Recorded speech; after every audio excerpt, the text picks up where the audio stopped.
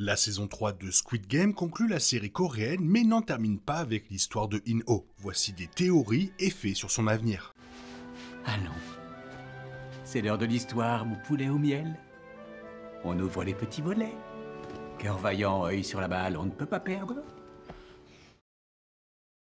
La fin de la saison 3 laisse planer une certaine ambiguïté sur de nombreux aspects de l'histoire de l'organisateur, et une théorie intéressante a émis l'hypothèse qu'il pourrait rejoindre le spin-off américain annoncé. In-ho reste l'un des personnages les plus mystérieux de Squid Game, même après la saison 3. Bien que la série évoque son histoire avec sa famille et révèle même le moment exact où il a perdu son humanité en jouant à la 28e version des jeux, elle n'explique jamais en détail comment il est devenu l'organisateur. De ce fait, l'histoire de In-ho dans la saison 3 a laissé les téléspectateurs insatisfaits ou les a amenés à se demander si la franchise en révélerait davantage sur lui dans un avenir proche. Selon une théorie convaincante, les derniers instants de la saison 3 pourraient déjà avoir révélé ce que l'avenir réserve au personnage. Si seul l'avenir nous dira comment la franchise à succès évoluera, la théorie spécule sur le retour de l'organisateur avec le potentiel spin-off américain.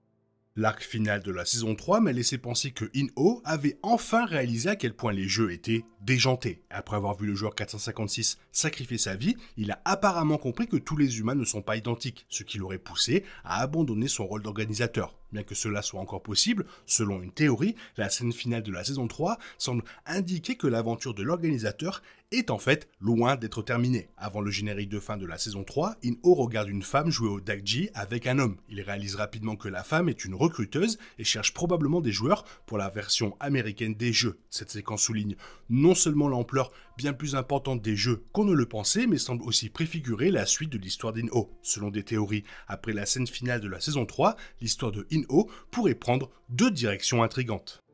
Après avoir été l'un des personnages les plus impitoyables de Squid Game, In-ho fait preuve d'un semblant d'humanité dans l'arc final de la saison 3, lorsqu'il confie le bébé de 222 à son frère et remet l'argent de 456 à sa fille. Toutefois, ayant progressivement perdu son humanité et s'étant convaincu que les jeux étaient un mal nécessaire, il serait logique qu'il s'accroche au système qui l'a transformé. De ce fait, il pourrait revenir pour le potentiel remake américain en tant qu'organisateur d'une nouvelle série de jeux. En tant qu'organisateur des jeux aux États-Unis, In-ho pourrait organiser un autre Squid Game avant de réaliser que 456 avait raison depuis le début. Son histoire dans le spin-off suggéré pourrait non seulement révéler davantage sur son passé et tous les événements qui l'ont convaincu de devenir l'organisateur, mais aussi aborder sa désillusion progressive envers le système qu'il défendait autrefois. Le spin-off américain adoptera probablement une narration originale et autonome. Toutefois, le retour d'In-ho en tant qu'organisateur pourrait parfaitement combler le fossé entre la série mère et la suite.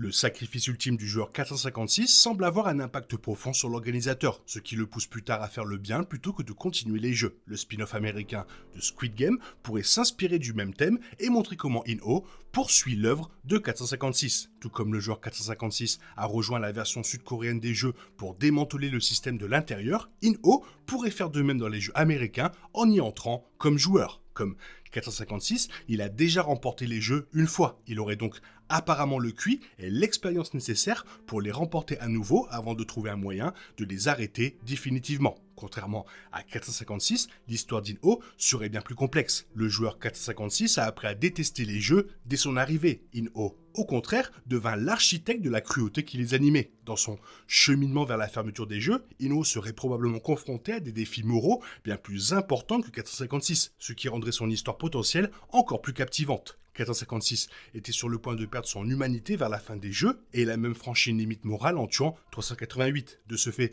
il était difficile de ne pas le voir comme un anti-héros dans l'arc final de la série, même s'il a tenté de se racheter par son ultime sacrifice. L'histoire d'In-ho serait encore plus complexe, car il a fait de nombreux compromis au fil des ans pour se convaincre de devenir l'organisateur. Il lui faudra désapprendre des années de froide rationalisation et se battre contre lui-même pour enfin émerger en héros. Dans l'émission spéciale Netflix Squid Game in Conversation, le créateur confirme que les actions de 456 et Jun-ho ont bel et bien mis fin aux jeux en Corée. Il ajoute cependant que c'est une véritable métaphore du monde réel, signifiant que les jeux peuvent continuer dans des pays comme les États-Unis, jusqu'à ce que tout cela cesse. Voici sa déclaration. Dans cette histoire, dans le monde fictif de Squid Game, le jeu est animé par un groupe spécifique de personnes, mais c'est en réalité une métaphore du monde réel, un monde où le capitalisme engendre une concurrence acharnée. Donc, tant que tout cela ne s'arrêtera pas, ce jeu ne s'arrêtera pas. On voit que le jeu en Corée, avec le sacrifice de 456, prend fin, mais je voulais dire que dans d'autres pays, le jeu continue, car en réalité, le monde dans son ensemble n'a pas encore changé, il est toujours le même. De plus, si on arrêtait tout, on n'aurait aucune raison de revenir, et je ne pense pas que les fans apprécieraient ça.